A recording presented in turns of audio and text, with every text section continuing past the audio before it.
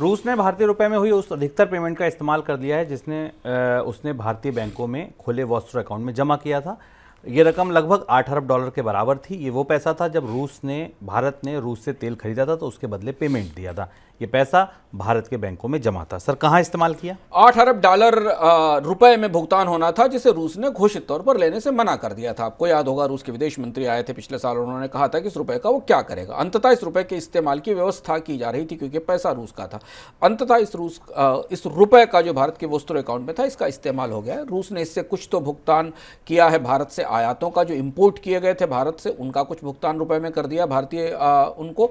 कुछ भुगतान भारत में डिफेंस से रिलेटेड जो डील्स थी उनके तौर पर किया गया, जो कि भुगतान किया जाना था। और इसके अलावा कुछ पैसा अलग अलग जगह निवेश किया गया है। लेकिन इसके साथ संकेत ये भी पैसा बचा हुआ है, ऐसा सूत्र बता रहे हैं कि कुछ निवेश और भी इंफ्रास्ट्रक्चर या बाकी क्षेत्रों में हो सकता है। लेकिन इसके साथ ये भी चीज़ स्पष्ट हो गई है कि फिलहाल अब रूपी और रूबल ट्रेड की संभावना बेहद सीमित दिखाई दे रही है, क्योंकि ये जो बैकलॉग था इसको ही खत्म करके उसका निवेश करने में रुपए को करीब 1 साल से ज़्यादा का समय लग गया।